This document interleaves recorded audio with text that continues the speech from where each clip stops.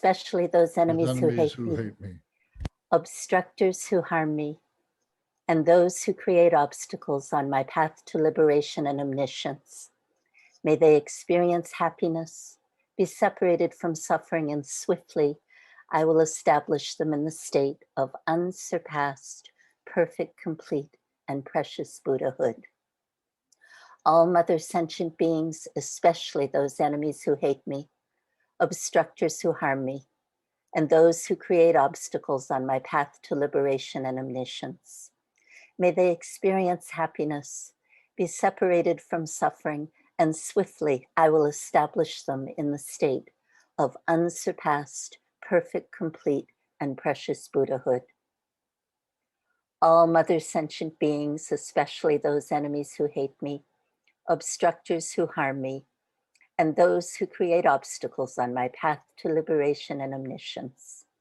May they experience happiness, be separated from suffering, and swiftly I will establish them in the state of unsurpassed, perfect, complete, and precious Buddhahood.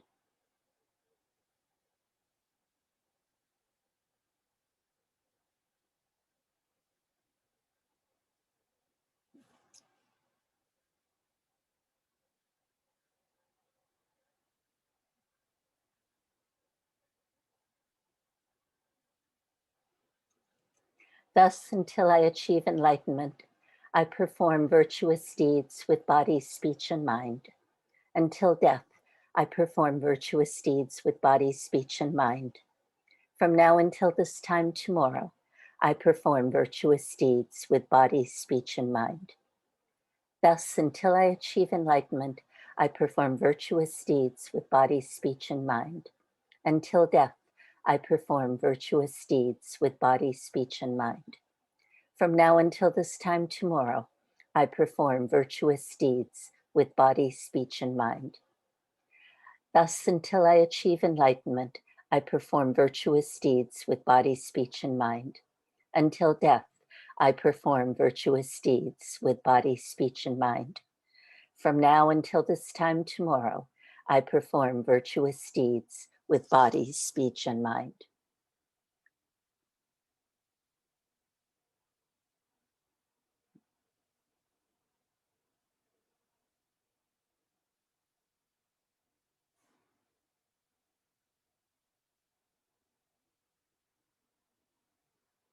In the Buddha, the Dharma, and the Sangha most excellent, I take refuge until enlightenment is reached. By the merit of generosity and other good deeds, may I attain Buddhahood for the sake of all sentient beings. In the Buddha, the Dharma, and Sangha most excellent, I take refuge until enlightenment is reached. By the merit of generosity and other good deeds, may I attain Buddhahood for the sake of all sentient beings. In the Buddha, the Dharma, and Sangha most excellent, I take refuge until enlightenment is reached. By the merit of generosity and other good deeds, may I attain Buddhahood for the sake of all sentient beings.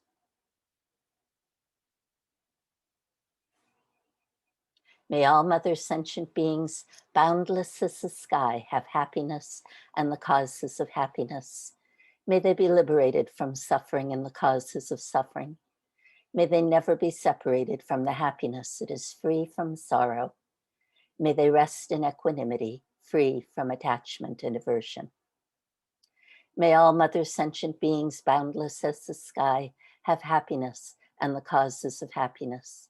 May they be liberated from suffering and the causes of suffering. May they never be separated from the happiness that is free from sorrow.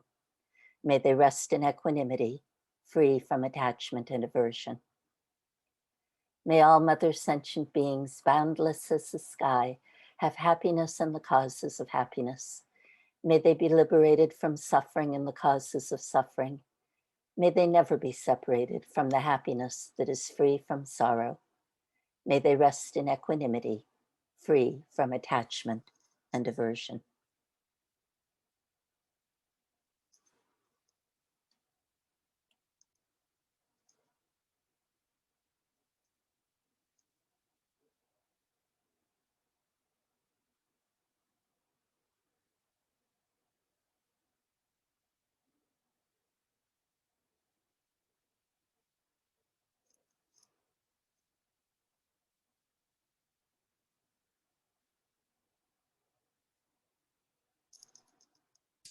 Lance, you're muted. You're muted.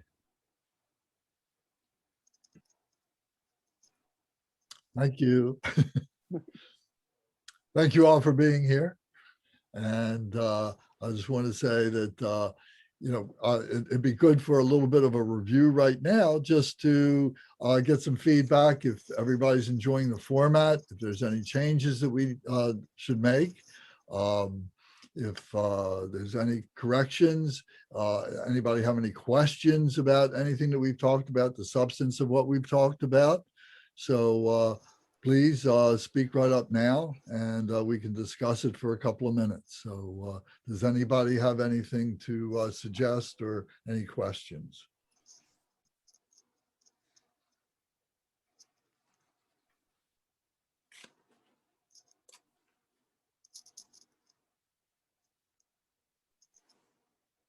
Okay, then I'll take a vote of silence that everything is okay. All right, well, good. I like the format that we're doing right now. I think in the past I've went over this information, for lack of better words, in one way or the other. But I like the thoroughness that you're providing, and so good thumbs up on my side. Thank you very much. I appreciate it, Adrian. Thank you.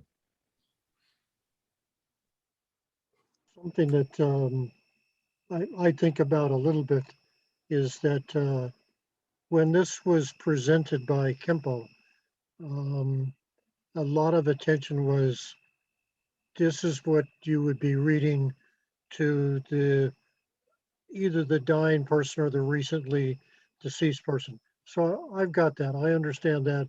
I don't have any negative thoughts about that at all. But what I do think about is, we are alive and we're learning this. And I think, just for myself at least, it would be very efficacious to, as we go through, to have kind of a dual understanding. Yes, we can do it for others, but we can be imprinting this, if you will, on ourselves, so that when that time comes, it's just right there.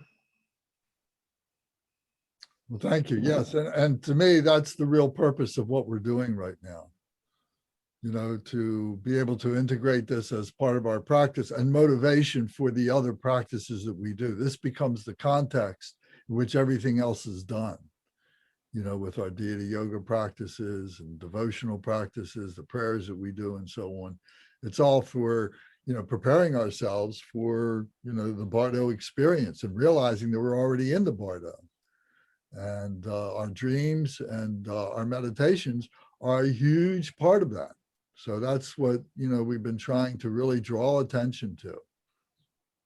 So, right now we're going through everything and speaking about things, trying to give, some meaning to everything, but it also requires your own practice with it, your own time with it, on your own schedule, and contemplating these things and implementing these things and thinking about these, meditating on these things. So that's where the transcendence, that's where the realization, that's where the experience really comes from. It's interesting to me that although after Kempo's wonderful teachings and transmission, I took the time to actually read through and record on my iPhone the whole Bardo Thödol.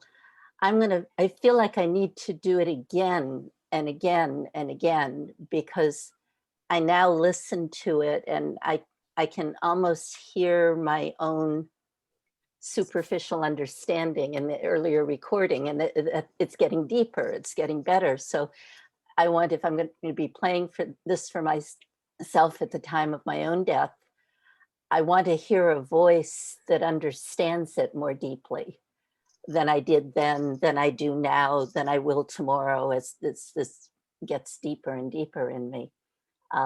But it was interesting because I kind of thought I'd just done those recordings, and there they are on my cell phone. Good for me, they're handy. But now I'm feeling, no, this whole process of study and reflection on them is making me realize that it'll be in my voice, and I'm going to have to record it again, and probably again and again. Very good. So thank you for all that work, Lance. Oh, thank you for being here. Hi, I have a question, if I may, Jerry. Sure, please.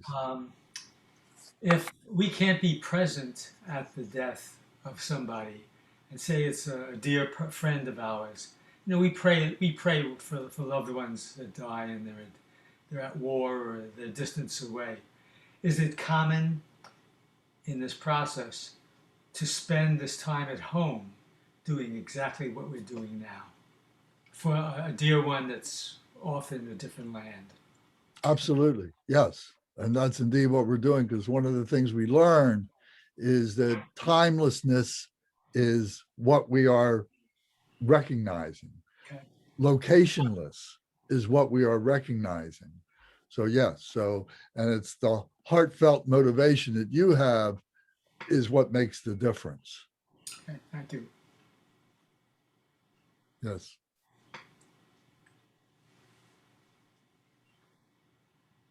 Okay, well then, let's get started tonight by, we know that we would be reading the opening prayers, which would be the root verses of the 6 intermediate states. And we would then be reading the natural liberation of habitual tendencies, the 10-branch prayer. So now we're going to do the purification. Again, we've done it several times, but I think we need to purify. So let's do that now. So if we can, Jane and Jerry, if you would read page 14 and read the Sanskrit mantra. And then also, if you can manage to read the small print, which is the translation of that Sanskrit mantra that's on that page. So that's page 14. And then Adrian, if you would read page 15 down to the mantra, the 100-syllable mantra, and then I'd like to recite that with the melody for everybody. So I know people come from different traditions and so on, so maybe there's a little bit difference in the melody of the mantra, but at least we can agree that this one might be a really good one to help us. So if we can begin with that, Jane and Jerry.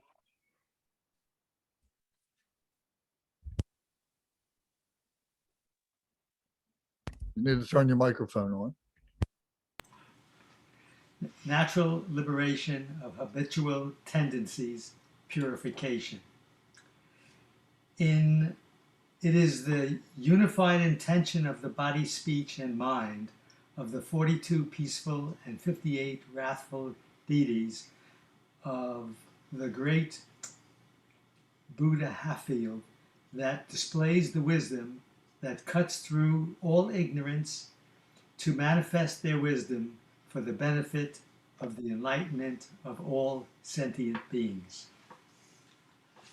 O aham bodhisita mahasukha jana dahu om rulu rulu hum jo hum.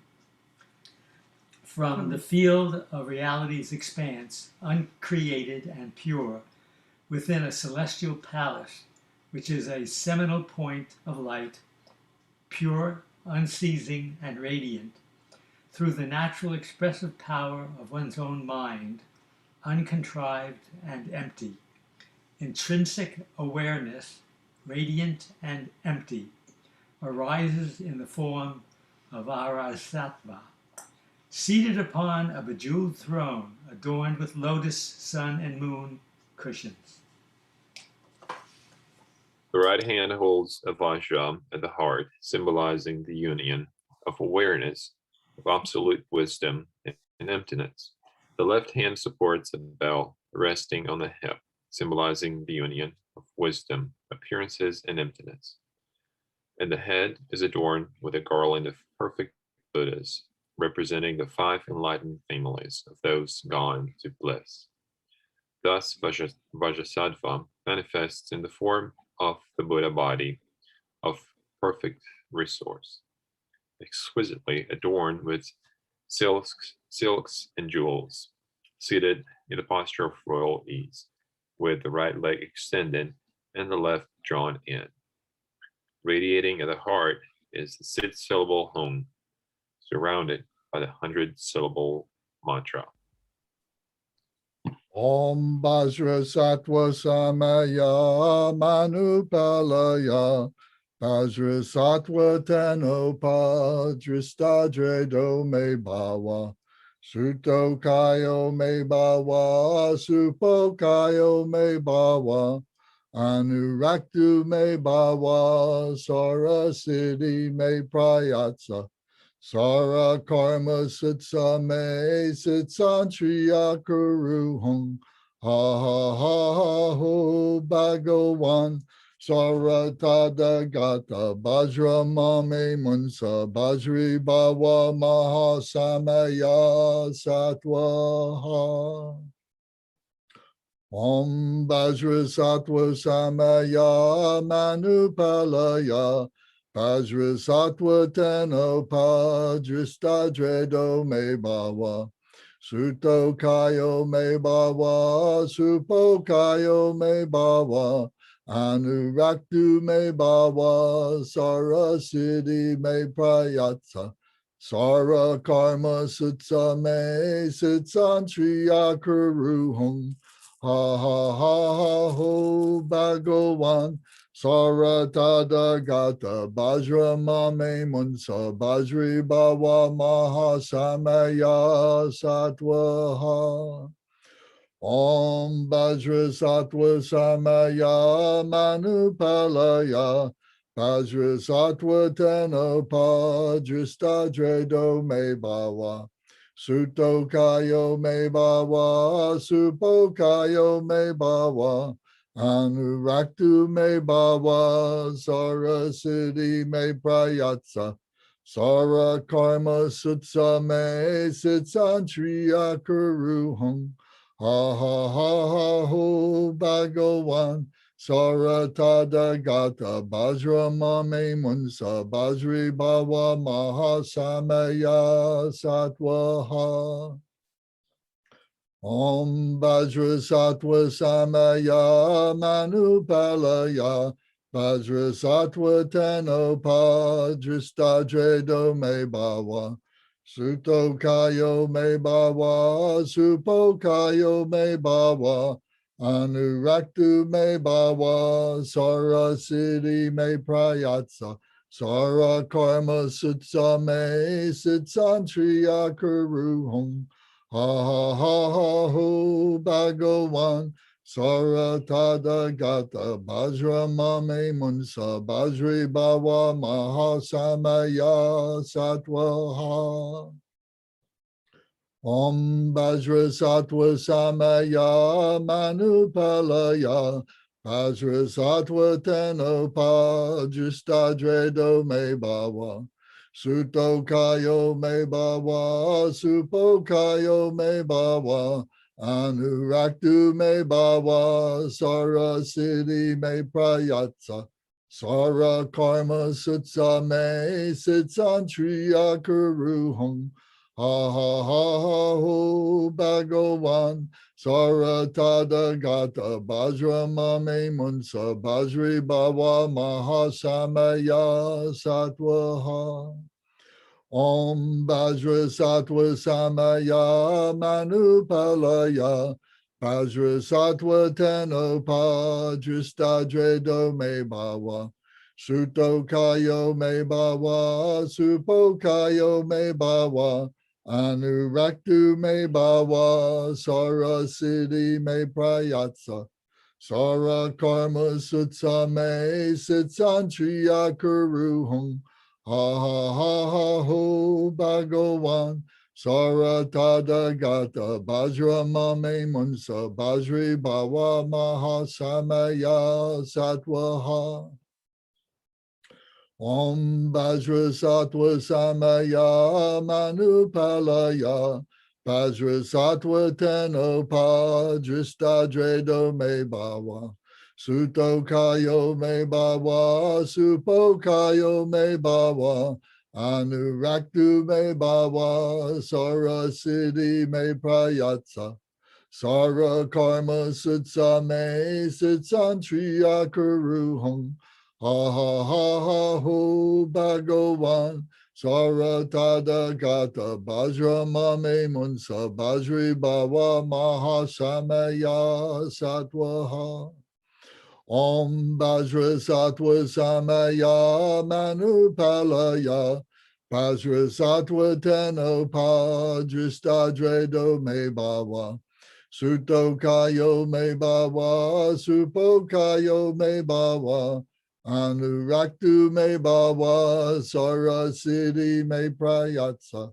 Sara karma sutsa me sitsantriya kuruham. Ha ha ha ha ho Bhagavan. Sara tada gata bajra mame munsa bajri bhava mahasamaya satwaha. Om Vajra Sattva Samaya Manupalaya Vajra Sattva Tenopa Dristadredo Me Bhava Suto Kayo Me Bhava Supo Kayo Me Bhava Anuraktu Me Bhava Sara Siddhi Me Prayatsa Sara Karma Sutsa Me Sitsantriya Kuruham. Ha ha ha ha ho Bhagavan. Sara tada gata bajra mame munsa bajri bhava mahasamaya satwaha.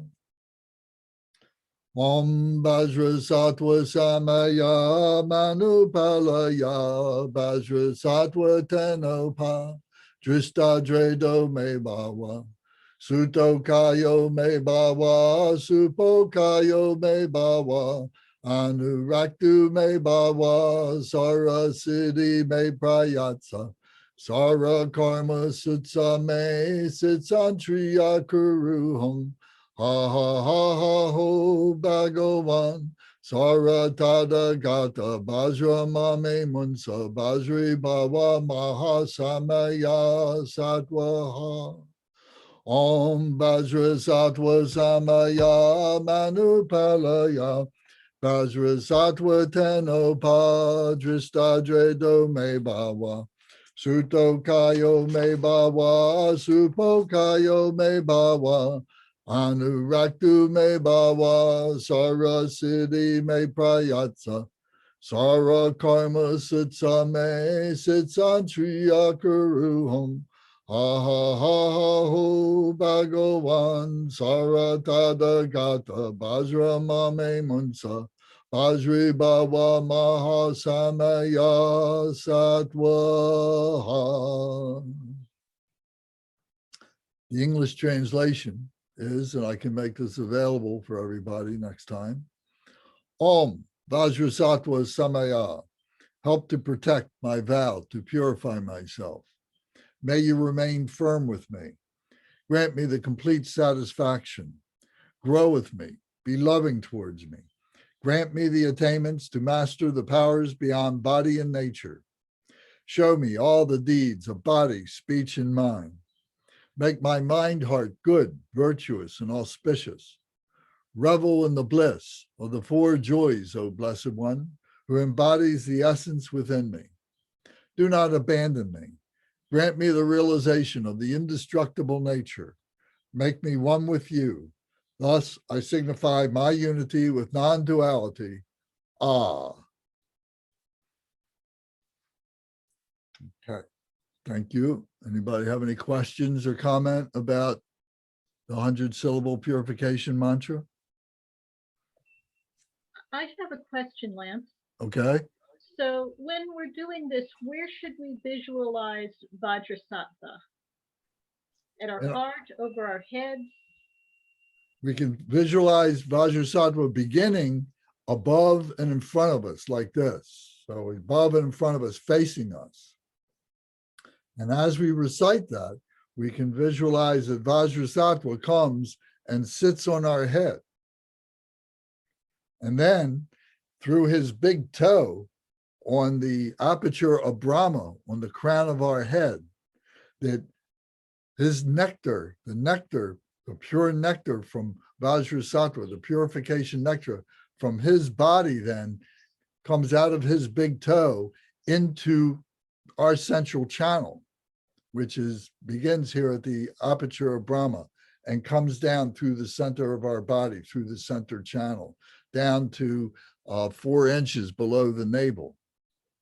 If we like, we can visualize that Vajrasattva himself comes down that central channel and sits in our heart center about 2 inches high, with the syllable hung as the root, as the seed syllable at our heart, and we become Vajrasattva. So that's the visualization. Thank you very much. Mhm. Yes, Louisa. At first, when you were saying that, singing that prayer, I was following along with you, but then I decided I would just listen to you. And it was as though just vibrations were just coming onto my head, the top of my head, and going through my whole body. It was just very vibrational. And into my heart. It was so touching. Thank you. That was beautiful. Well, thank you. And yes, that's the purpose, is for you to be vibrating along with all nature. Yes. Wonderful. Thank you. You're welcome. Thank you. Okay. So now we're going to begin on page 67. We're going to start again with the daily aspirational prayer for assistance on page 67. So if we go to that.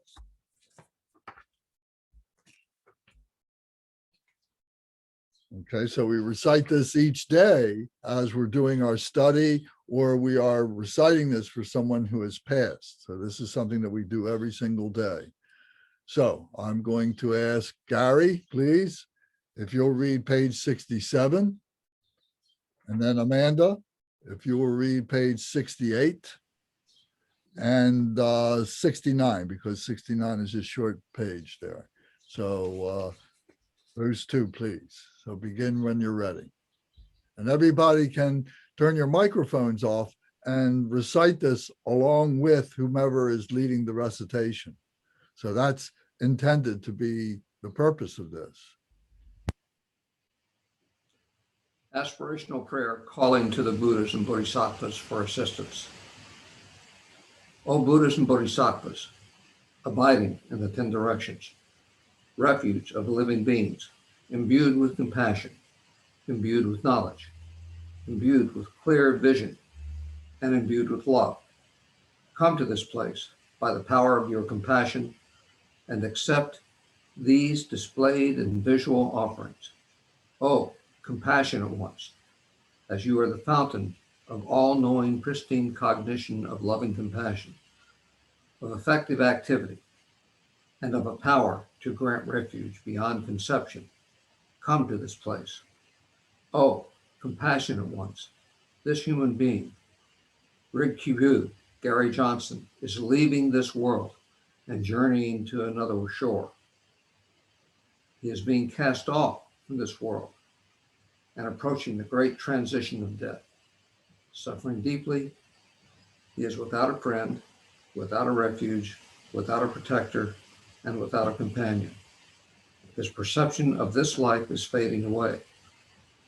He is moving on to another world, entering a dense darkness and falling into an unfathomable abyss, entering the thick forest of doubt, He will be driven on by the potency of past actions. He will be entering a great wilderness. Home, borne away on a great ocean, and driven on by the vital winds of past actions. She will be moving in a direction where there is no firm ground, entering a great battlefield, being seized by great malevolent forces, and becoming overwhelmed by fear and terror upon meeting the executors of the unfailing laws of cause and effect. In accordance with her past actions, powerless to resist, she may even yet again be entering the realms of rebirth. Time has come when she has no choice but to move on alone, leaving her dear friends behind. O compassionate ones, grant refuge now to this person, Rikibu Conjugnors who has no refuge. Protect her, be her companion, defend her from the great darkness of the intermediate state. Turn back the great hurricane of past actions. Protect her from the great fear and terror of the unfailing laws of cause and effect. Rescue her from the long and dangerous pathways of the intermediate state. O compassionate ones, be unsparing in your compassion. Grant assistance to her. Do not allow her to be expelled into the three kinds of inferior existence. Without wavering from your ancient vows, swiftly release the power of your compassion. O Buddhas and Bodhisattvas, for the sake of this person, Rikibu Conjugnors be unsparing in your compassion. Do not allow this sentient being to fall under the power of negative past actions. O three precious jewels, protect us from the sufferings of the intermediate state. Om Ahum. Okay, Louisa, will you recite page 67? We repeat this 3 times. You recite page 67. French and Gabrielle, will you recite page 68 and 69? And then after that, then Kate T, will you recite page 67? And John, are you reciting tonight? Yeah, I can do. All right, page 68 and 69 for you, please. Thank you. All right, so Louisa, you begin.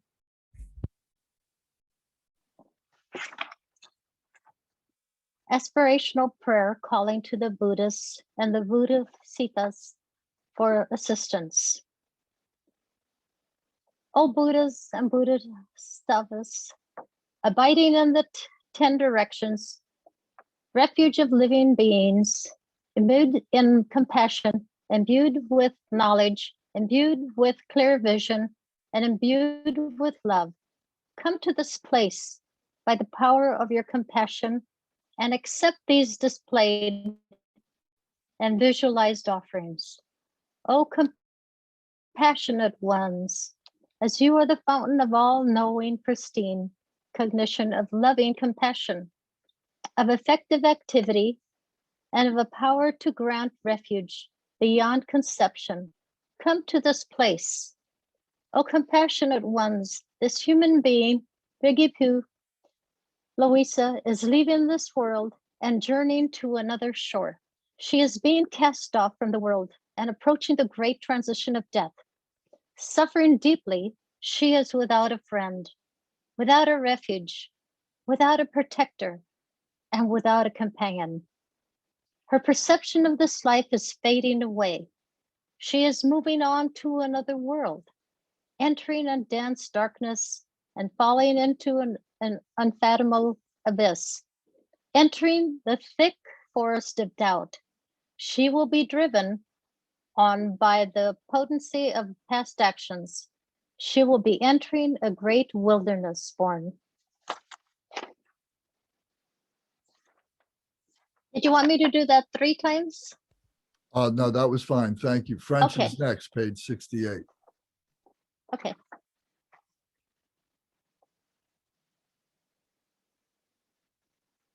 French, your microphone is not on.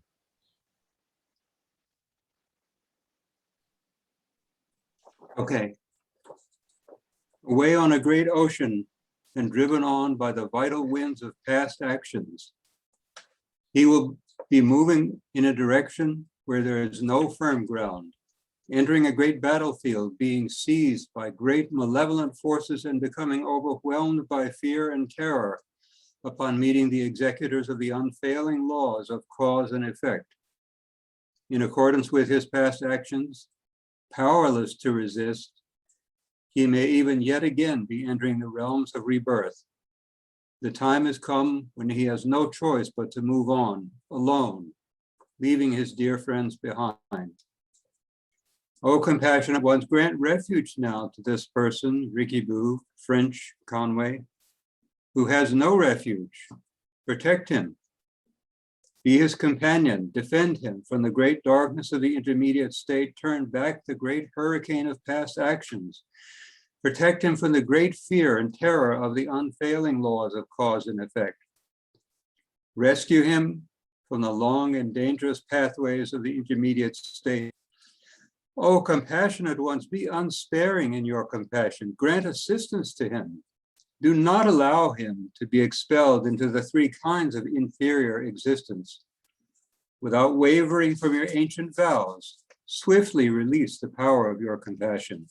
O Buddhas and Bodhisattvas, for the sake of this person, Rikibu, French Conway, be unsparing in your compassion. Do not allow the sentient being to fall under the power of negative past actions. O three precious jewels, protect us from the sufferings of the intermediate state. Om, Ah, Hum.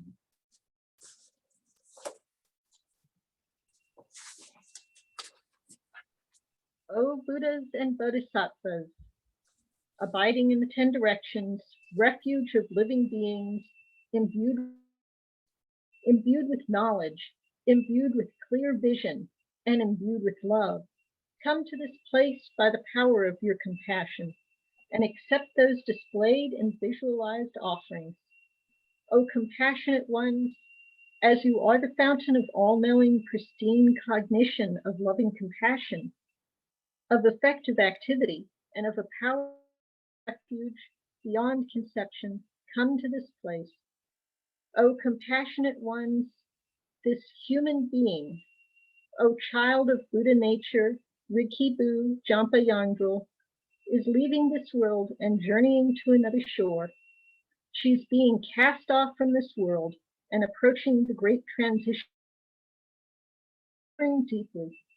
She's without a friend, without a refuge, without a protector, and without a companion.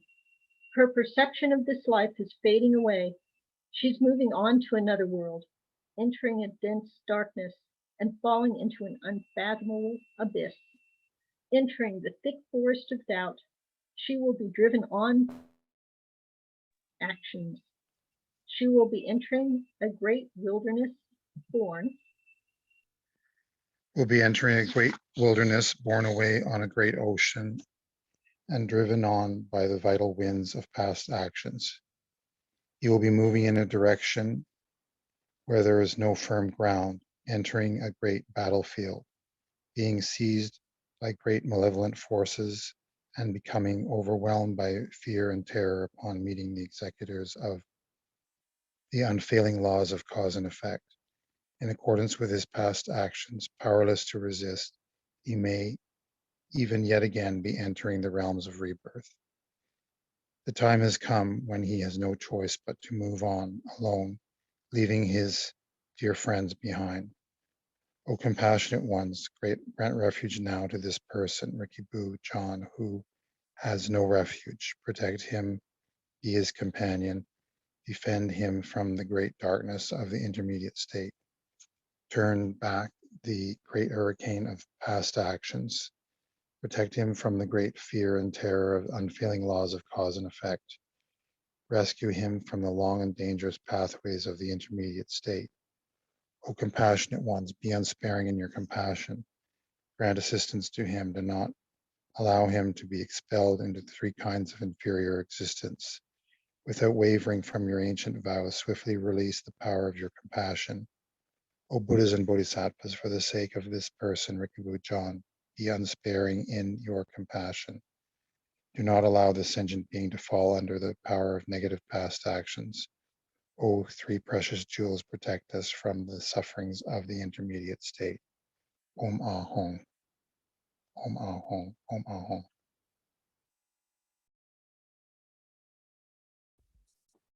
Thank you very much. Okay, so now come to page 70, part 1. So we'll read this. So let's see. So Ezra, can you read page 70? Eileen, can you read page 71, please? Page 72, Gail Percy, can you read, please? Page 72. Dan Miller, can you read page 73? And Michelle, can you read page 74? And then page 75. I'll read page 75 if you don't mind. Okay. Okay, begin. Part 1, an elucidation of the intermediate state of the time of death and the appearance of the peaceful deities in the intermediate state of reality. Introduction to inner radiance in the intermediate state of the time of death. O child of Buddha nature, Rikibu grace, the time has come for you to seek a path. As soon as your respiration ceases, the luminosity known as the inner radiance of the first intermediate state, which your spiritual teacher formerly introduced to you, will arise. Immediately your respiration ceases, all phenomena will become empty and utterly naked like space. At the same time, a naked awareness will arise, not extraneous to yourself, but radiant, empty, and without horizon and center. At that moment, you should personally recognize this intrinsic nature and rest in the state of that experience. I too will introduce it to you at the same time.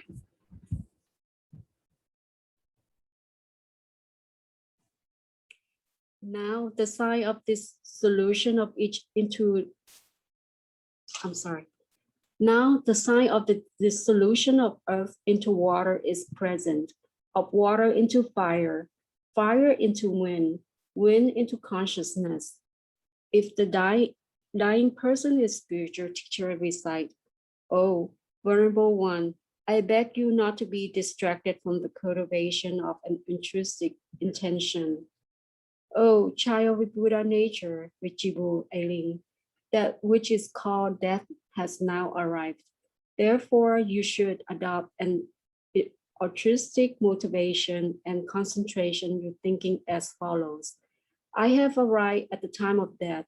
So now, relying on the process of death, I will single-minded cultivate an intrinsic intention.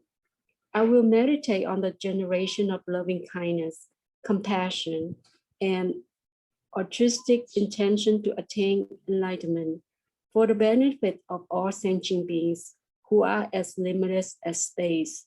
I must attain perfect Buddhahood. At this moment, for the sake of all sentient beings, I must recognize the time of death as the arising of inner radiance, the Buddha body of reality. And while in that state, I must attain the supreme accomplishment of the Great Seal and thereby act for the good of all sentient beings. If I do not achieve this accomplishment, then recognizing the intermediate state as it is, I will actually actualize the coalescent Buddha body of the Great Seal during the intermediate state, and thereby manifesting in order to instruct each in accordance with his or her needs, I will act for the benefit of all sentient beings who are as limitless as space, without giving up the focus on cultivating an altruistic intention. In the above way, recollect the meditative experiences which you formally developed on the basis of the oral teachings. When the respiration has ceased and the two carotid arteries have been firmly pressed, remind the dying person with the following words. If the individual was a spiritual teacher or a spiritual friend greater than oneself, O venerable one, the inner radiance of the ground is now arisen before you. Recognize it and concentrate directly on its experiential cultivation.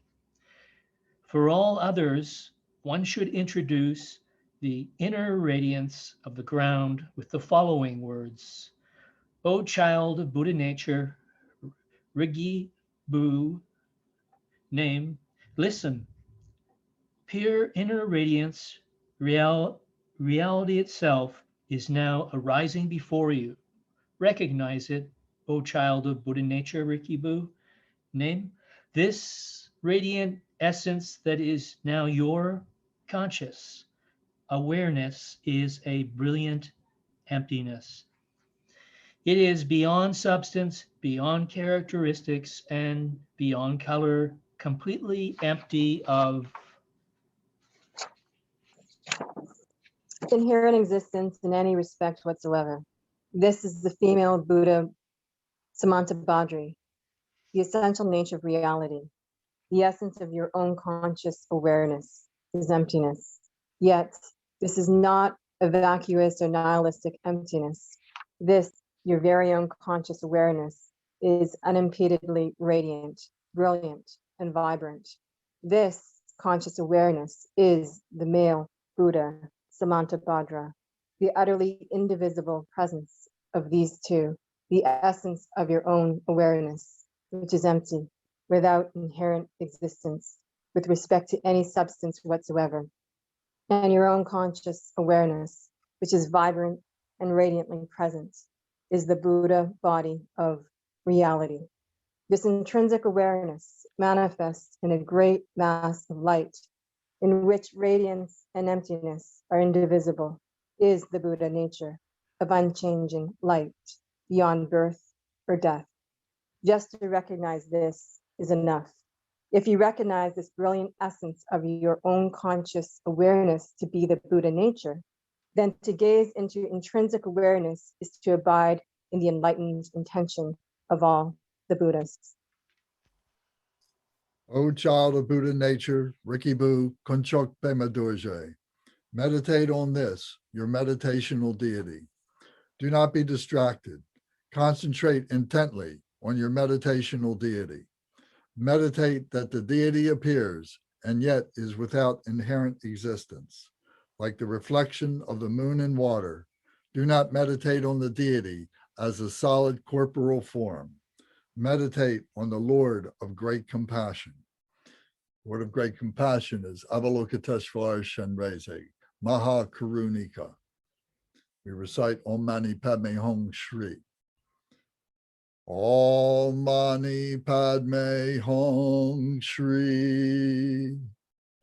Om Mani Padme Hum Shri.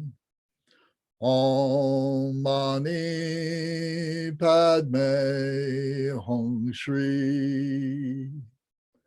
Om Mani Padme Hum Shri. Om Mani Padme Hum Shri.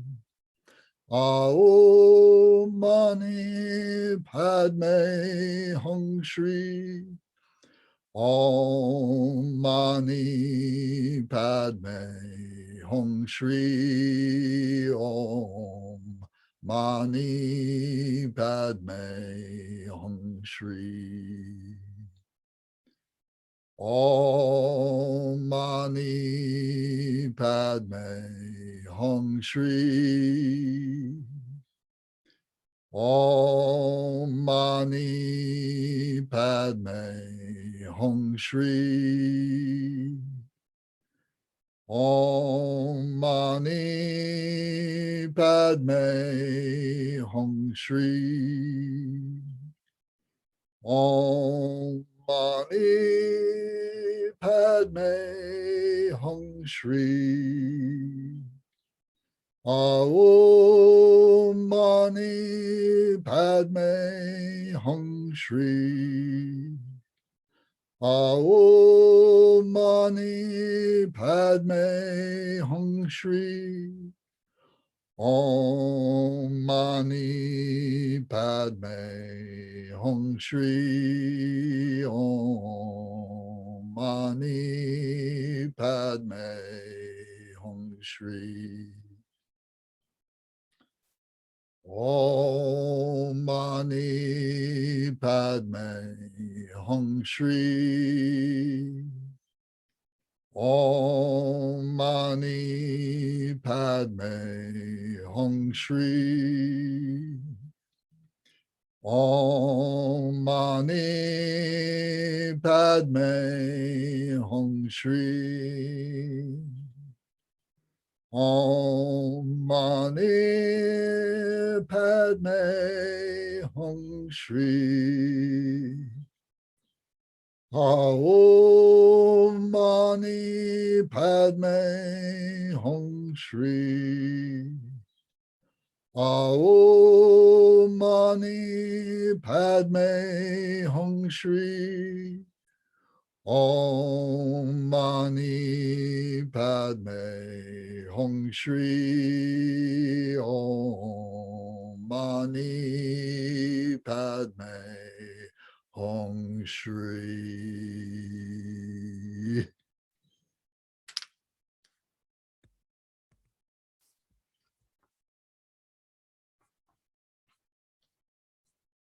Now we come to page 76. This is the elucidation at the time of death. So please, Debbie, will you read page 76? Barbara, will you read page 77?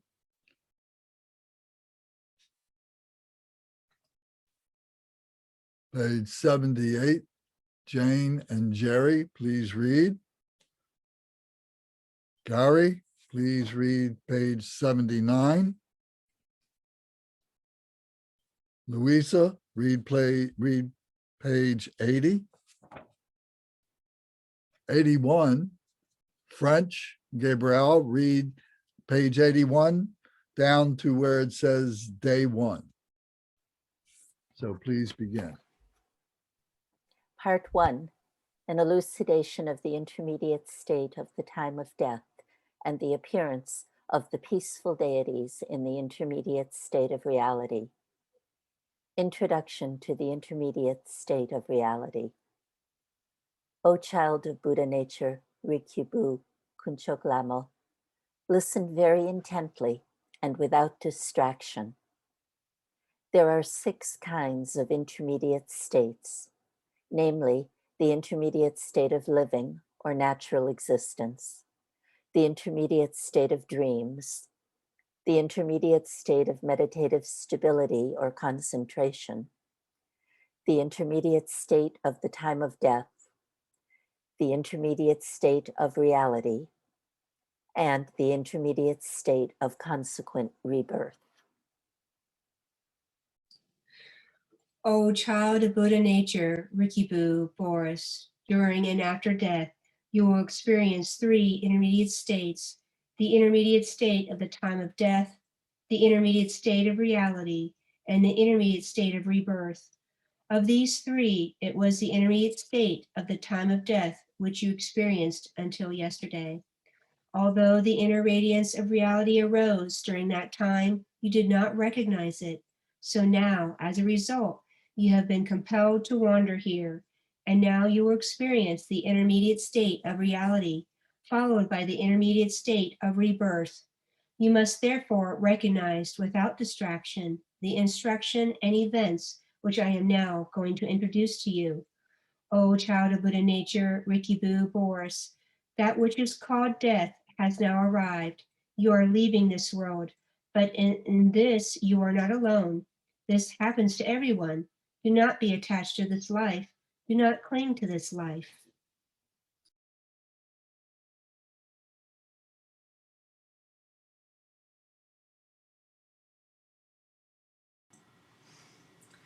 Even if you remain attached and clinging, you do not have the power to stay. You will only continue to roam within the cycles of existence. Therefore, do not be attached and do not cling. Think of the 3 precious jewels. O child of Buddha nature, Rikibu Jain, however terrifying the appearances of the intermediate state of the reality might be, do not forget the following words. Go forward remembering their meaning. The crucial point is that through them recognition may be attained. Alas, now, as the intermediate state of reality arises before me, renouncing the merest thought of awe, terror, or fear, I will recognize all that arises to be awareness, manifesting naturally of itself. Knowing such sounds, lights, and rays to be visionary phenomena of the intermediate state. At this moment, having reached this critical point, I must not fear the assembly of peaceful and wrathful deities which manifest naturally. I'll repeat that prayer, please, back on page 78. Repeat that 2 more times. Gary. Last now is the intermediate state. I'm lost. I'm sorry. I thought I had page 79. Yes, you did. Page 78, where it says, alas, now as the intermediate state of reality arises before me. Yes. Right. That's part of the prayer that continues on page 79. Okay. So that needs to be repeated 3 times. So it's already been read once. So you recite it 2 more times, please. Alas, now as the intermediate state of reality arises before me, renouncing the merest thought of awe, terror, or fear, I will recognize all that arises to be awareness, manifesting naturally of itself, knowing such sounds, lights, and rays to be visionary phenomena of the intermediate state. Alas, now, as the intermediate state of reality arises before me, renouncing the merest thought of awe, terror, or fear, I will recognize all that arises to be awareness, manifesting naturally of itself, knowing such sounds, lights, and rays to be visionary phenomena of the intermediate state. At this moment, having reached this critical point, I must not fear the assembly of peaceful and wrathful deities which manifest naturally. At this moment, having reached this critical point, I must not fear the assembly of peaceful and wrathful deities which manifest naturally. At this moment, having reached this critical point, I must not fear the assembly of peaceful and wrathful deities which manifest naturally. Go forward, reciting these words distinctly and be mindful of their meaning. Do not forget them, for it is essential to recognize with certainty that whatever terrifying experiences may arise, they are natural manifestations of actual reality. Oh, child of Buddha nature, Rikibu, Gary, when your mind and body separate, the pure, luminous apparitions of reality itself will arise, subtle and clear, radiant and dazzling, naturally bright and awesome, shimmering like a plain in summer. Do not fear them. Do not be terrified. Do not be awed. They are the natural luminosities of your own actual reality. Therefore, recognize them as they are.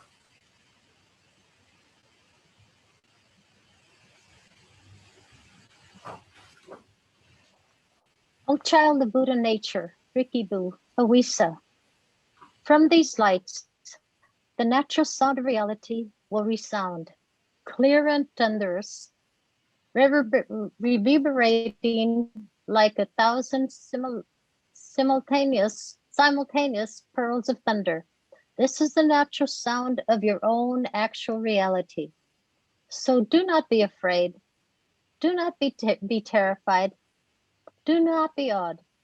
The body you now have is called a mental body. It is a product of subtle propensities and not a solid corporeal body of flesh and blood. Therefore, whatever sounds, lights, or rays may arise, they cannot harm you. For you are beyond death now. It is enough that you simply recognize the sounds and luminosities to be manifestations of your own actual reality.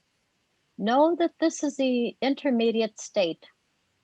O child of Buddha nature, Rikibu, Louisa, If you do not recognize these phenomena to be natural manifestations, whatever meditative practice you may have undertaken whilst in the human world, if you have not previously encountered this present instruction, you will fear the light, you will be awed by the sound, and you will be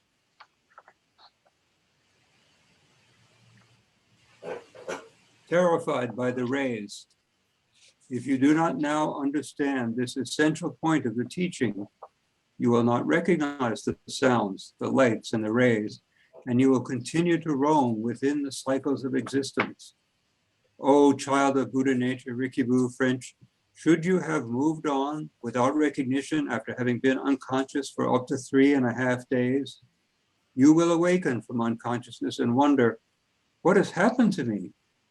So recognize this to be the intermediate state. At this time, the aspects of the cycles of existence are reversed into their own true nature, and all phenomena are arising as lights and Buddha bodies.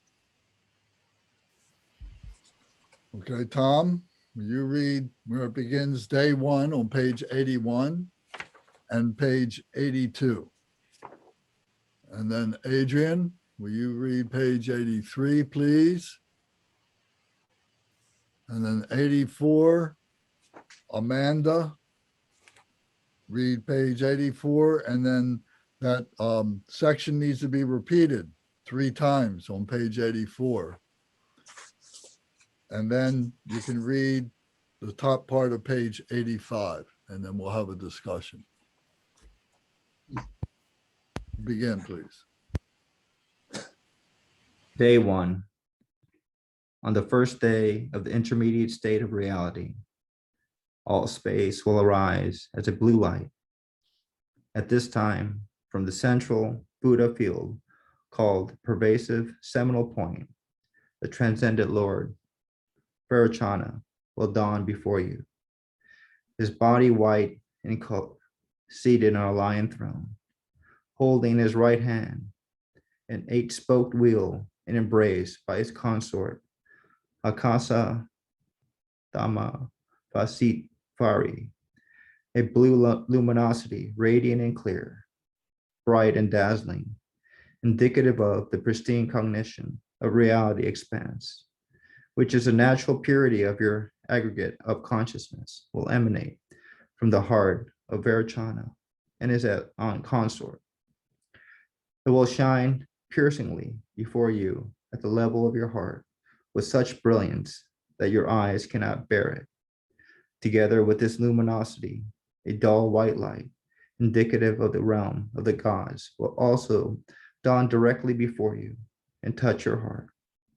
At this time, under the sway of negative past actions, you will wish to flee in fear and terror from the bright blue light, which is the pristine cognition of reality's expanse, and you will come to perceive the dull white light of the God realm with delight.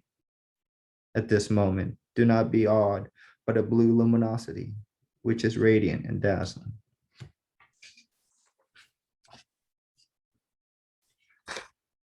Clear and very bright. This is the supreme inner radiance of pristine cognition. Do not be terrified.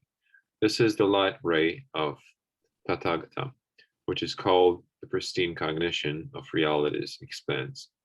Have confidence in it. Be drawn to it with longing devotion. Pray with devotion, thinking. This is the light ray of the transcendent Lord of Vairochana compassion. I take refuge in it. For this, in reality, is the transcendent Lord Vairochana and his consort, come to escort you on the dangerous pathway of the intermediate state. This is the light ray of Vairochana's compassion. Therefore, do not delight in the dull white light of the God realms. Do not be attached to it. Do not cling to it. This dull white light is the inviting path created by your own habitual tendencies for deep delusion, which you yourself have generated. If you become attached to it, you will roam within the God realms and be drawn into the cycles of existence of the 6 classes of beings. This dull light is an obstruction, blocking the path to liberation. Do not look at it. Be devoted to the Bright blue light. Focus intently on the transcendent Lord Vairocana and repeat after me the following aspirational prayer. Oh, as I roam in cyclic existence, driven by deep-seated delusion, may the transcendent Lord Vairocana draw me forward, leading me on the path of radiant light, which is the pristine cognition of reality's expanse. May the Supreme Consort Akasha Datishvari support me from behind, and thus encircled may I be rescued from the fearsome passageway of the intermediate state and be escorted to the level of an utterly perfect Buddha. Oh, as I roam in cyclic existence, driven by deep-seated delusion, may the transcendent Lord Vairocana draw me forward, leading me on the path of radiant light, which is the pristine cognition of reality's expanse. May the Supreme Consort Akasha Datishvari support me from behind, and thus encircled may I be rescued from the fearsome passageway of the intermediate state and be escorted to the level of an utterly perfect Buddha. Oh, as I roam in cyclic existence, driven by deep-seated delusion, may the transcendent Lord Vairocana draw me forward, leading me on the path of radiant light, which is the pristine cognition of reality's expanse. May the Supreme Consort Akasha Datishvari support me from behind, and thus encircled may I be rescued from the fearsome passageway of the intermediate state and be escorted to the level of an utterly perfect Buddha. By making this aspirational prayer with fervent devotion, you will dissolve into rainbow light in the heart of Vairocana and his consort, and you will attain Buddhahood as the Buddha body of perfect resource and the central Buddha field of the dense array, Gana Vyuha. Okay, thank you all very much.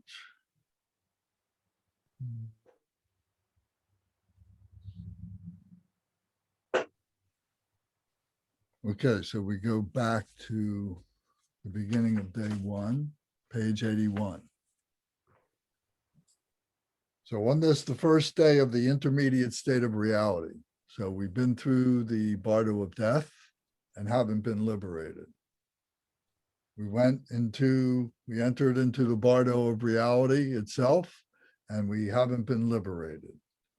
So now we meet all space. Now it says on the first day of the intermediate state, all space arises a blue light at this time from the central Buddha field called pervasive seminal point.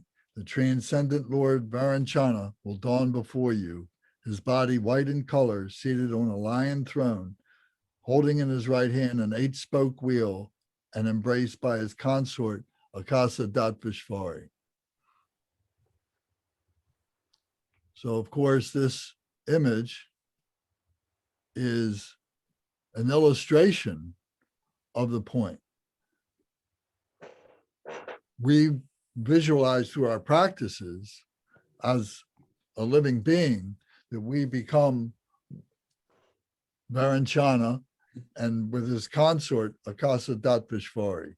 He has a white body and he is in the center of the mandala. So as we get familiar with the 5 Buddha families, and if you're familiar with that mandala, the Vairocana is in the center, the white color in the center. And so here is Vairocana, and his Buddha field is called pervasive seminal point. And if you're familiar at all with Vairocana, you know that he is the embodiment of the all-pervasive wisdom. There's 5 Buddha wisdoms that we talk about, the 5 Dhyani Buddhas, the 5 wisdom Buddhas, the 5 families of the Buddha. So he is in the center, and as I say, is the all-pervasive seminal point. So what this means is that from this seminal point, everything comes from this seminal point. The transcendent Lord Varanchana will dawn before you, his body white in color, seated on a lion throne, holding in his right hand an 8-spoke wheel and embraced by his consort, Akasa Datvishvari. She represents space. He is the all-pervasive wisdom. She represents the space. He is the mind. She is the wisdom. He is the method, the compassion.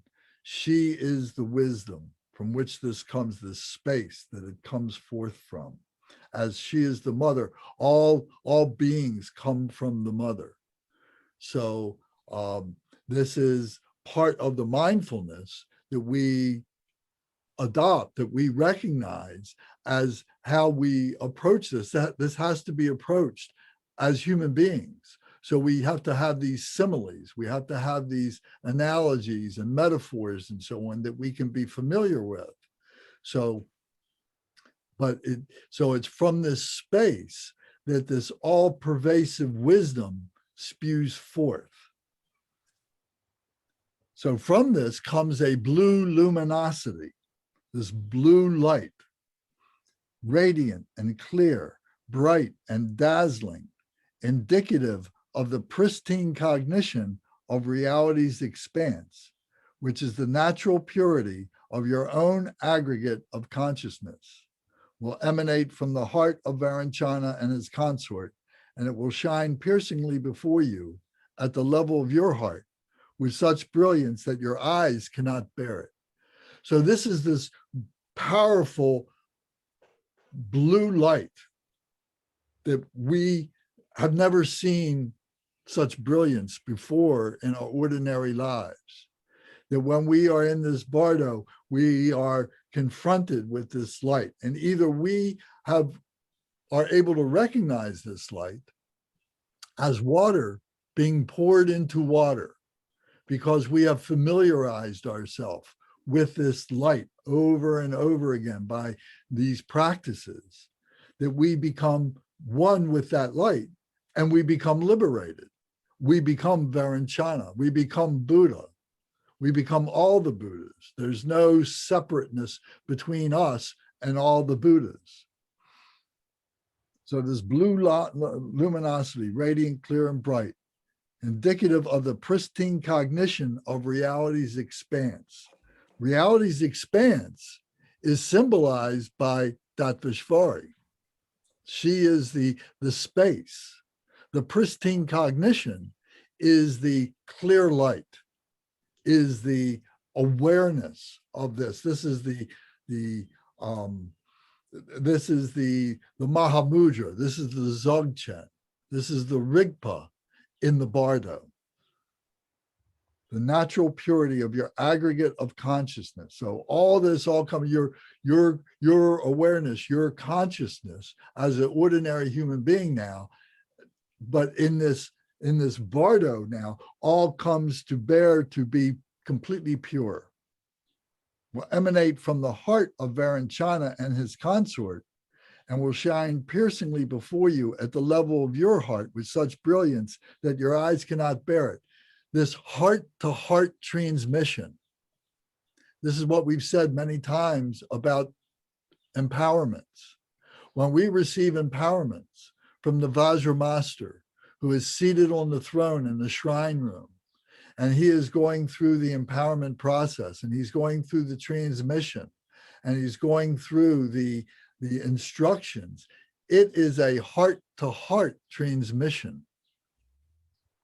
We may hear it, but we also may not understand it because he's reciting it in Tibetan quite fast. But the important thing is that from the heart of the Vajra Master is coming the meaning of this into our heart. And here we're visualizing this in this practice here as being this intensely blue light that is coming from Varanchana into our heart. Together with this luminosity, a dull white light, indicative of the realm of the gods. So this is a poor example of what it is, but it's something to help us conceptualize at this point so that we can transcend this conception. But on the paper that you have now, page 82, if you look on the right side, is this image, this sphere with a intense blue light in the center as a ray. And this dull white light, this gray, dull white light is drawing us to be born as a god.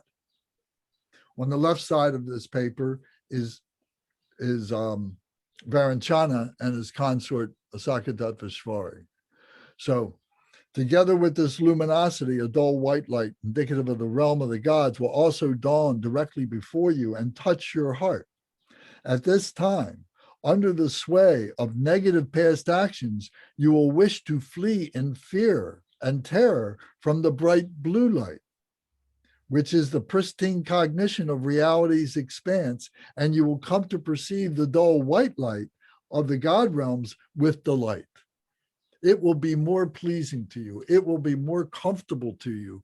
The bright blue light, if you're not prepared for it, will be so powerful that we will be terrorized by it. So again, that's why we need to familiarize ourselves with it now in our ordinary human being awareness.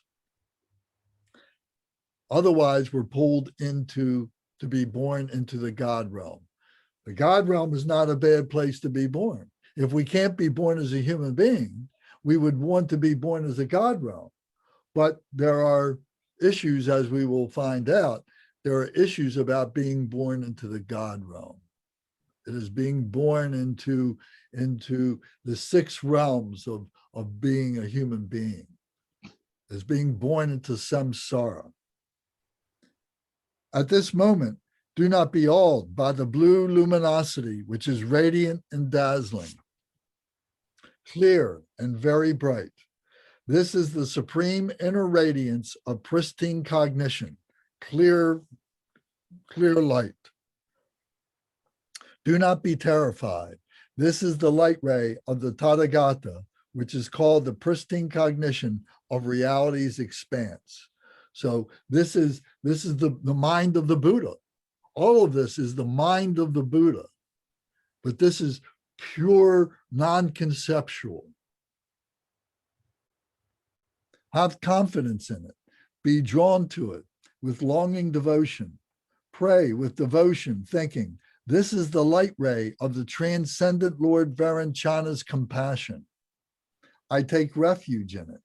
For this in reality is the transcendent Lord Varanchana and his consort come to escort you on the dangerous pathway of the intermediate state. When we do Om Ahum, we take refuge in the Buddha, the Dharma, and the Sangha, the body, speech, and the mind. This is indicative of that. This is why we are working to become inseparable with the body, speech, and the mind of the Buddha, with our body, speech, and mind, that we become Buddha, not when we die, but now as a human being, that we find liberation in our meditation practices now as a human being, so that when our body does give up, when our body does die, we are already Buddha. So there's no fear, there's no terror. We are already that light, that pristine cognition. This is the light ray of the transcendent Lord Varanchana's compassion. So everything that the Buddha does with body, speech, and mind is wisdom and compassion, is bodhicitta, is joy and equanimity for all beings, with no prejudice, with no judgment, with no thought attached to it. It just radiates bodhicitta. So this is in reality, the transcendent Lord Varanchana and his consort come to escort you along the dangerous pathways of the intermediate state. Take refuge in it. This is the light ray of Vajrachana's compassion. Therefore, do not delight in the dull white light of the God realms. Do not be attached to it. Do not cling to it. This dull white light is inviting path created by your own habitual tendencies for deep delusion, which you yourself have generated. You are generating that dull white light. You are generating the attachment to becoming a God, the aspiration to want to become a God, to think, oh, this is comfortable. This is something I can do. That bright light is so powerful, but this comfortable white light, this dull white light is something I can do, and I can be a God. Created by your own habitual tendencies for deep delusion, that to want to have this pridefulness of being a God, the delusion of being a God, which you yourself have generated. If you become attached to it, you will roam within the God realms and be drawn into the cycles of existence of the 6 classes of beings. The 6 classes of beings are the 6 realms of a human being: the animal realm, the hungry ghost realm, the hell realms, which are the 3 lower realms, then the 3 higher realms, the God realm, and the jealous God realm, and the human realm. So we'll be drawn right back into that. This dull light is an obstruction, blocking the path to liberation. Do not look at it. Be devoted. Be devoted to the bright blue light. Focus intently on the transcendent Lord Varanchana and repeat after me the following aspirational prayer. So we'll recite this prayer, but this is why these prayers are so important, to become so familiar with these prayers. And they should already have resonance with you, with the practices that you may already have been doing and so on. But each one of these is finely tuned for liberation. So in this prayer, we say, oh, as I roam in cyclic existence, driven by deep-seated delusion, may the transcendent Lord Varanchana draw me forward, leading me on the path of radiant light, which is the pristine cognition of reality's expanse. May the Supreme Consort Akasa Datvishvari support me from behind, and thus encircled may I be rescued from the fearsome passageway of the intermediate state and be escorted to the level of an utterly perfect Buddha. So when you recite this, when you're doing this practice at home by yourself, when you are familiarizing yourself with the Bardo Thödol and you are sitting in meditation position and you feel the tractor beam, if you will, of Varanchana in front of you with this blue light that is pulling you in his direction to liberation. And you can feel the consort, Akasa Datvishvari, at your back, supporting you, gently supporting your back. You can feel that power at your back, the power of the expanse, the power of reality's expanse, that she represents that space. Without fearlessness, you move forward. You feel that power, that gentle power. You feel the beam of the blue light from Varanchana pulling you to liberation. And you be escorted to the level of an utterly perfect Buddha. This is to be experienced now in your meditation, so that when we are in the Bardo of reality, it's like water being poured into water. It's like a child running into its mother's lap. It is like an ice cube that is melting in a bath of water. All these analogies now come to being. By making this aspirational prayer, I'm on page 85.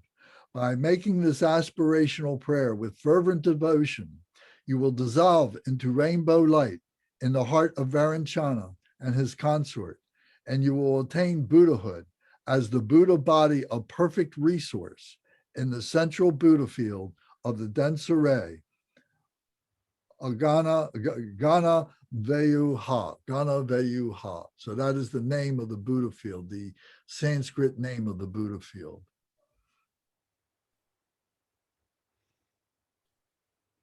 So you can see how powerful this is. The practice is to take this section here and to read this over and over again during your meditation time, and to then close your eyes and to sit in the meditation and to visualize this whole experience until it begins to happen. And you can feel Varanchana. You become Varanchana. You become Akasa Datvishvari. You become the blue light. You recognize the dull white light, because there will be things that are trying to pull you away from this. There's always something that is trying to pull you out of your meditation. And you recognize that as the dull white light. Oh, I've got enough, man. I got this. I'm a god already. Many people will adore me. I can speak about my experience of this and so on. And they will think how wonderful I am, and they will come and they will bring treasures to me and so on. And I will be seduced by this pridefulness. But we have to be able to recognize that. We have to transcend that, and we have to purify ourselves in the blue light. This is in day one.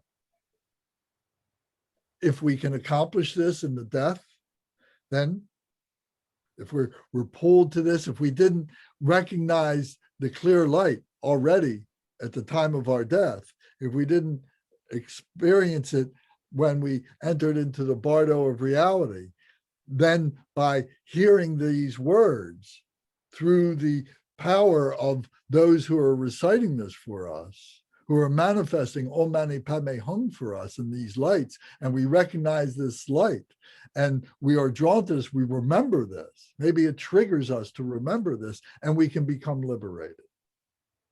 If we already know it, then we're there. Whomever is reciting the Bardo Thödol for us for the next 49 days is going to recite it for us, but we're gone.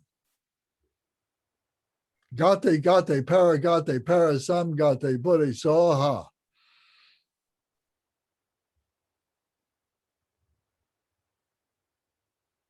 So we have great love for those who are reciting it, but we don't need it anymore. But if we do need it, then we're grateful that they're reciting it.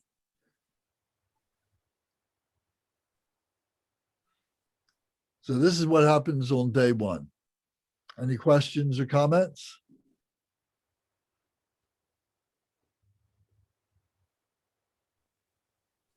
You've laid it out very clearly.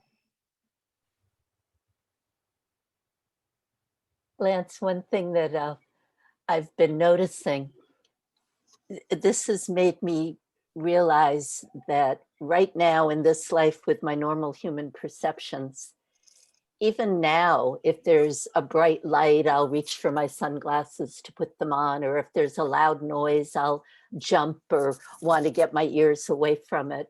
And it just reminds me that when we're in the Bardo and our sensory perceptions have all dissolved, and this is totally unmediated and unfiltered, sounds and lights and rays, that it's going to be really attention getting, and really something that I can understand just by my reactions here and now, that really do have to somehow figure out how to train with this so that I won't shrink away from it, because it's already an automatic reaction to shrink away from bright lights and sounds. And how do I get past that? And so anyway, I guess I'm struggling with that, because the practice tells me I need to get past it, and Well, tells we're not me getting, excuse me, we're not getting past it. We become the light. We become the embodiment of the light. We become the embodiment of the Buddhas. We become the embodiment of the two truths. If I don't shrink and turn away from it and go for the soft comforting. Right. Right. So Yeah. if we're not comfortable in becoming that, that's when, as you just said, you want to go to something that is comfortable. Right. So we have to become that light. We have to become that Buddha. And this is all symbolic. You know, is there literally a blue light? Is there literally a white humanoid being that is sitting on a pedestal with his consort sitting and Yab Yom with him? Is it as literal as that? It doesn't matter. Right. It doesn't matter. It doesn't matter. And if we fixate on that, then we're causing ourselves, a distraction. Because if it's not that way, then, wow, my whole dream is blown, So we have to look at it from heart thoughts. We have to develop these heart thoughts that are beyond conceptualization. We're using conceptualization to help us to get there. But we will have glimpses of that purity that is beyond conceptualization. And that's what we need to familiarize ourselves with. That's what the meditation in this life is all about. Thank you. That's helpful. So the fear, we need to recognize the fear. The fear is part of the process, but the fear means we have more work to do. So, Lance, I do have a question. Okay. We have a minute. Sure. So I just wanted to go a little bit, along with what Debbie was saying a little bit, just kind of like in everyday life, we try to protect ourselves from when we hear or we see a strong stimulus. I mean,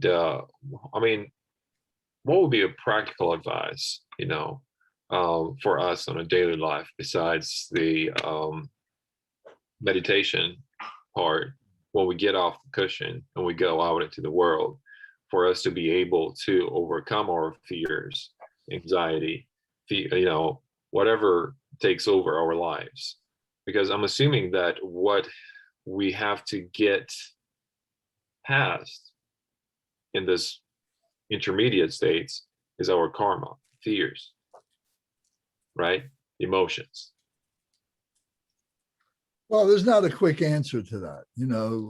There's a simple answer to it, that you have to liberate from all that. But the issue is how. That's what you're asking. How do we do this? So this is what we're learning in the Tantra. This is the practice of becoming a Buddha, of becoming liberated. We're learning about the academics in the Hinayana, in the first turning of the wheel.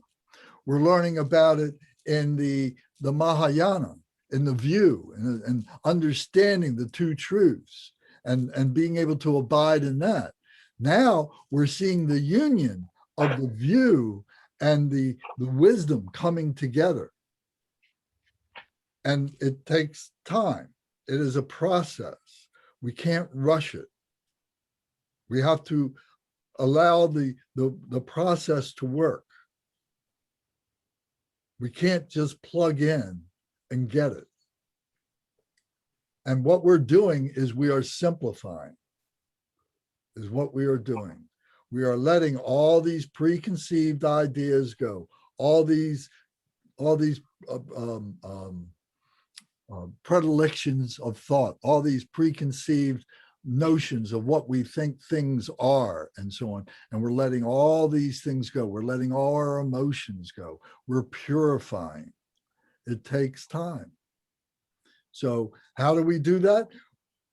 Through the practices, through the processes that we go through. Right now, the King of Aspiration Prayers by Samantabhadra is extremely powerful. That's a great prayer. The 7-limb prayer is a magnificent illustration of what it is that we're trying to do, what this wisdom body is.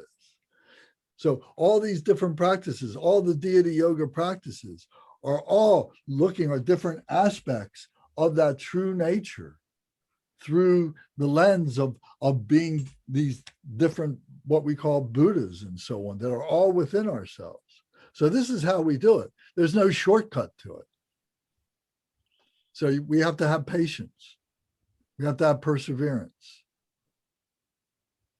It just takes time. We have to surrender to the practice, surrender to the process, have trust in the process, have trust in the lineage. All the things that we've been talking about now are all coming together, you said. And I understand this. I guess what I was trying to get to is that, you know, since I've been doing this practices, definitely I've noticed some things happening to me and how I approach people, how I you know, tend to solve different situations, you know, like talking with a person, and I know that I'm going into, you know, a type of confrontation because, you know, we don't agree on certain things. So what I wanted to know is that, are these the little things that in our life are going to be the equivalent in this intermediate state we are facing, if that makes sense? The equivalent? The equivalent. I don't know that there's going to be the equivalent. I think they are definitely steps along the way. Well, you know, I don't know, you know, and maybe I'm not qualified to answer that question because I don't have, you know, I can't say that it is or it isn't, but I just think that they are all steps along the way. We see all these things as steps along the way. and the reason I'm asking this is because I'm taking every moment of my day as time to practice. That's right. It's like very uncomfortable, hot outside, pouring sweat, very, you know, uncomfortable for the body. Or I'm just having, like I said, a discussion with someone, and it's not comfortable to have that discussion because we're disagreeing on something. Well, I'll tell you a key to that is find the enjoyment in that. Exactly, right? Or find the enjoyment in that. You know, that's bodhicitta, isn't it? Bodhicitta in everything. Wisdom, compassion, joy, and equanimity. If you can find that in everything, that's what we're trying to do as ordinary beings. Then we become extraordinary beings. And that becomes the ordinary, and the extraordinary becomes those who don't realize that. So that is the path to train the mind, taking little steps as well. Yes, yes, thank you. You answered, yeah, you're training the mind. That's exactly right. Training this mind here, because this is what's getting in the way. You know, it's the emotions that are coming up and saying, oh, it's hot. Oh, this guy's arguing with me. Oh, why doesn't this person understand? Oh, I'd rather not be doing this. You know, all these egotistical things are coming in. The I, the me, the mind. We got to get past that and just say, oh, this is another opportunity to just be me, the Buddha.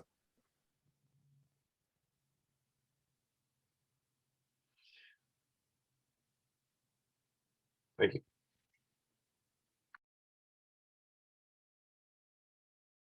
Anybody else? Something you can do when one of those difference of opinion situations arises is you can just stop and ask yourself, why am I involved in this meaningless conversation? And essentially end the conversation. So then there's no more argument. You're not stuck in that place. And a lot of times I see it like that. Sometimes the way that I see it is that I'm not necessarily attached. I'm not trying to have any aversion or attachment towards this discussion, but to be involved in it as it goes and see it how it goes. The most insignificant thing has the most significance whenever you are communicating with someone.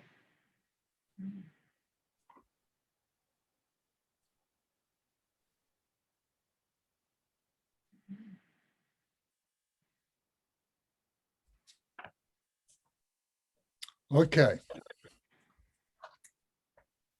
So let's ask the deities to help us. So let's go to page 207 in the book.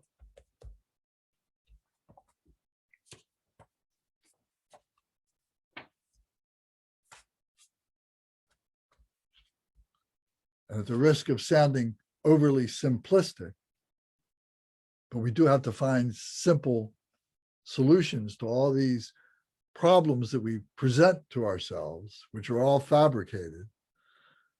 So here, page 207, is the aspirational prayer, which rescues from the dangerous pathways of the intermediate states. So the intermediate states are the bardos that rescues from the dangerous pathways. It's dangerous to be in all the bardos. It's dangerous to be in this bardo of living. It's dangerous to be in the bardo of dreams. It's dangerous to be in the bardo of meditation. It's dangerous to be in the, bardo of death and the bardo of reality and the bardo of becoming. They all have great dangers in them. So by recognizing what those dangers are, which are fabricated by ourselves, and asking those who have already transcended those dangers, and who better to be our guides than those who have already transcended these dangers. So we recite these prayers. So Adrian, if you'll recite page 207, and William, if you'll recite page 208, and Gail, if you'll recite page 209, and Dan, if you'll recite page 210, Michelle, if you'll recite page 211, Eileen, if you'll recite page 212,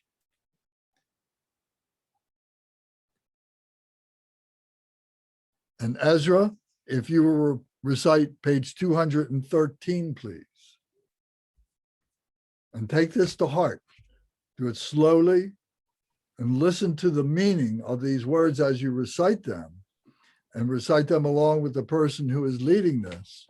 But this is a message to you, to us all, from Padmasambhava. These are the 4 daily prayers. This is that which rescues from the dangerous pathways. This is a message from Padmasambhava to help us. So please begin on page 207. Aspirational prayer, which rescues from the dangerous pathways of the intermediate states. I bow down to the spiritual teachers, meditational deities, and the Dakinis. May I be guided on the path of their great love. Oh, as I roam in cyclic existence, driven by deep-seated bewilderment, may the spiritual teachers, holders of the oral lineages, draw me forward, leading me on the path of radiant, clear light, which is undistracted study, reflection, and meditation. May the supreme consorts, the hosts of Dakinis, support me from behind, and thus encircled, may I be rescued from the fearsome passageway of the intermediate state and be escorted to the level of an utterly perfect Buddha. Oh, as I roam in cyclic existence, driven by deep-seated delusion, may the transcendent Lord Vairocana draw me forward, leading me on the path of radiant blue light, which is the pristine cognition of reality's expanse. May the Supreme Consort Akesha Devansurti support me from behind and thus encircled. May I be rescued from the fearsome passageway of the intermediate state and be escorted to the level of an utterly perfect Buddha. Oh, as I roam in cyclic existence, driven by deep-seated aversion, may the transcendent Lord Vajrasamada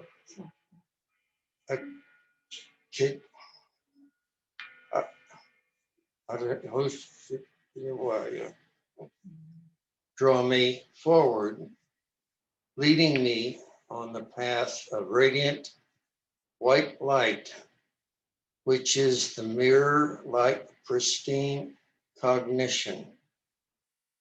May the Supreme Consort, Buddha Lokana, support me from behind, and thus encircled, may I be rescued from the fearsome passageway of the intermediate state and be escorted to the level of an utterly perfect Buddha.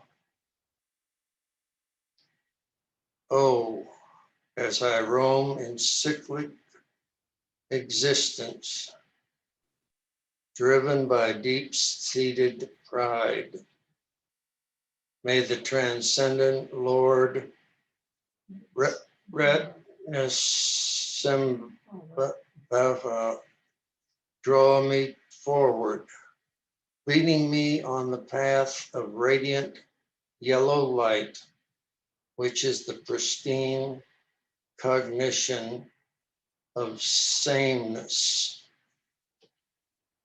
May the Supreme Consort, Mamaki, support me from behind, and thus encircled may I be rescued from the fearsome passageway of the intermediate state and be escorted to the level of an utterly perfect Buddha. Oh, as I roam in cyclic existence, driven by deep-seated attachment, may the transcendent Lord Amitabha draw me forward, leading me on the path of radiant red light, which is the pristine cognition of discernment. May the Supreme Consort Pandara Vasini support me from behind, and thus encircled, may I be rescued from the fearsome passageway of the intermediate state and be escorted to the level of an utterly perfect Buddha. Oh, as I roam in cyclic persistence, driven by deep-seated envy, may the transcendent Lord Amoghasiddhi draw me forward, leading me on the path of radiant green light, which is the pristine cognition of accomplishment.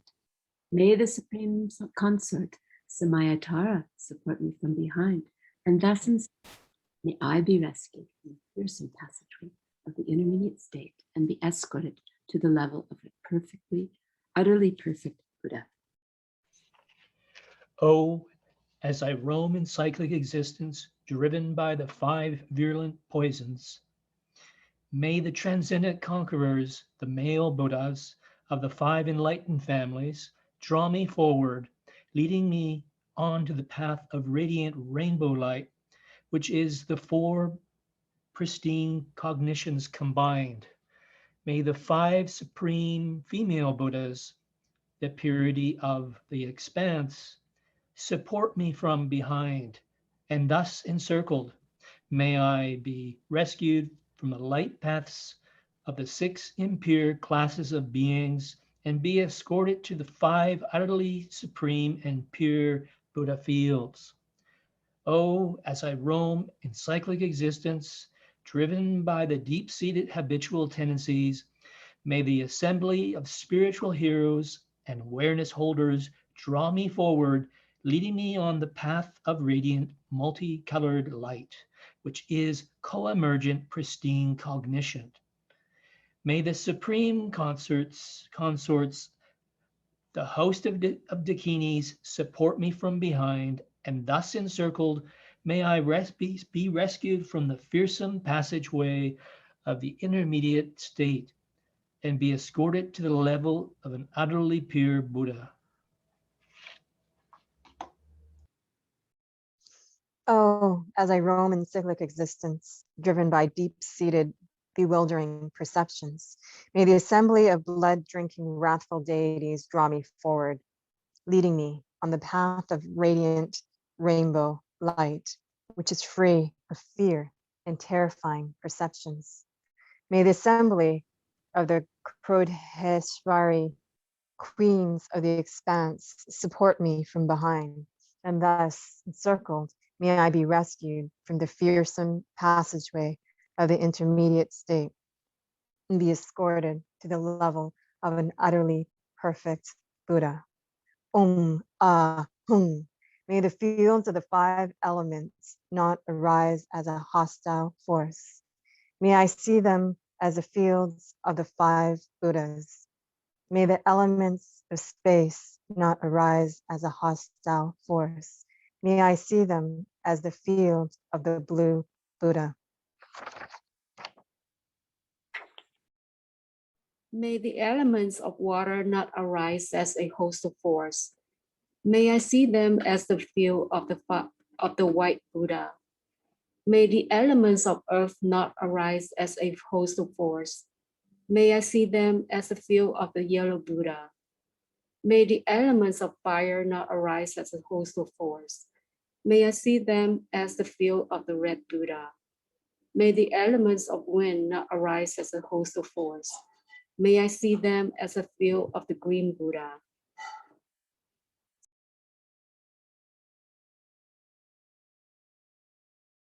May the awesome sounds, lights, and rays not arise as a hostile force. May I see them as the infinite fields of the peaceful and wrathful deities. May the rainbow-colored elements not rise up as a hostile force. May I see them as the fields of the manifold Buddhas. May I recognize all sounds as my own sounds. May I recognize all lights as my own lights. May I recognize all rays as my own rays. May I spontaneously recognize the characteristics of the intermediate states. May the fields of the 3 Buddha bodies be manifest. Samaya.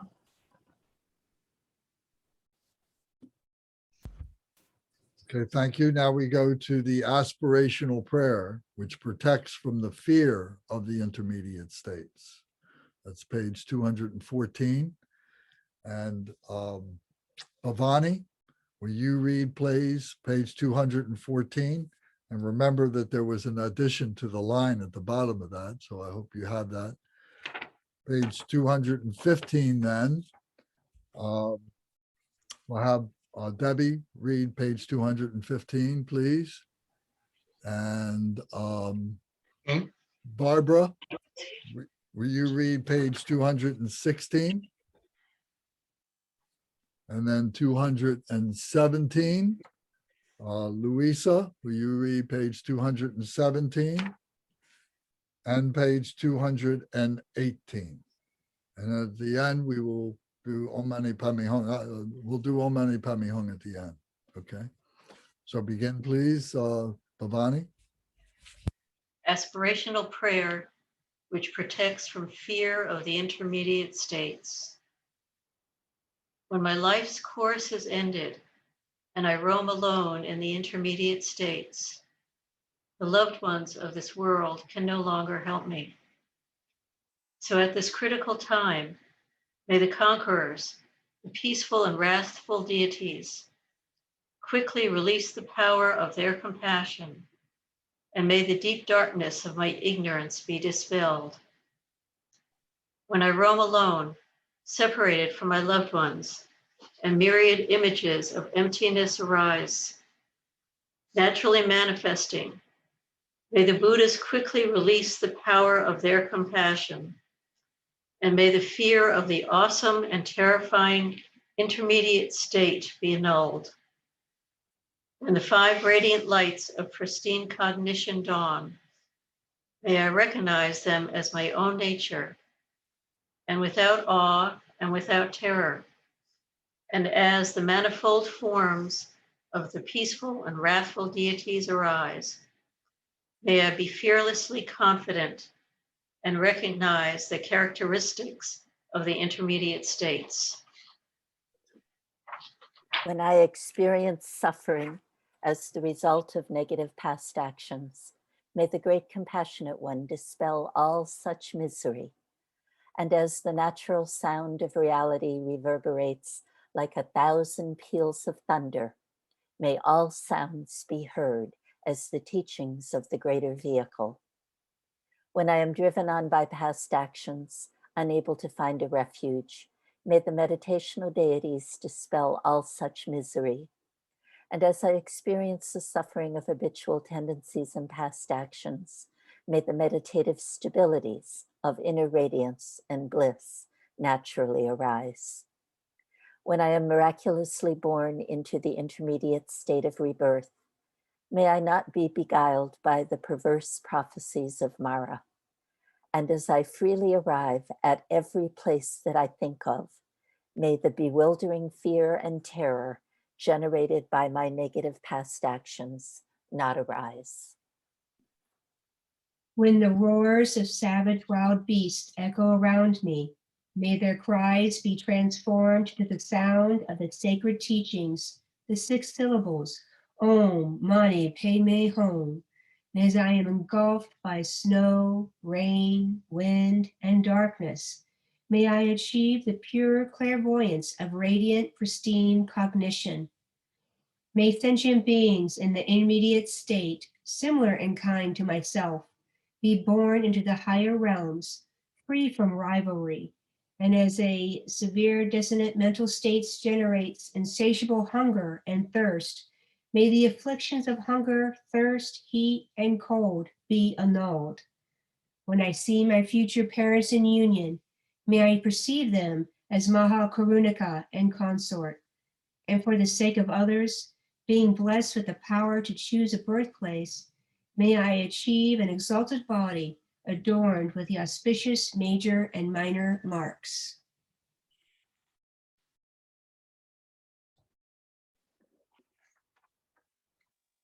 Once I have achieved birth in a supreme human form, may I act so as swiftly to liberate all who see and hear me.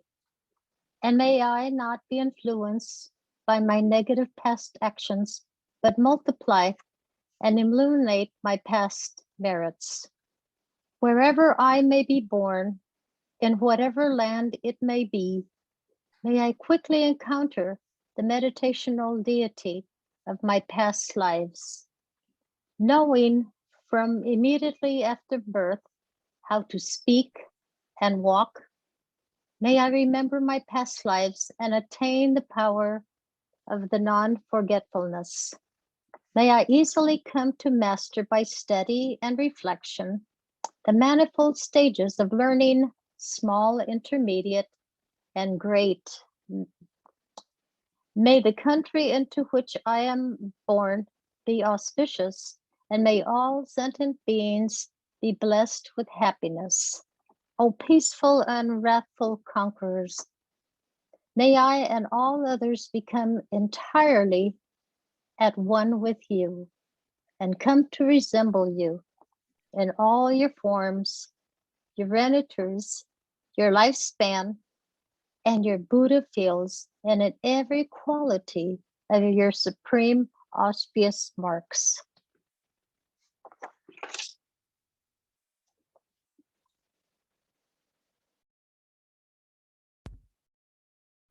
Through the compassion of Samantabhadra and the infinite peaceful and wrathful deities, by the power of the truth of pure reality, and by the blessing of the mantrans who practice one-pointedly, may every wish of this aspirational prayer be fulfilled.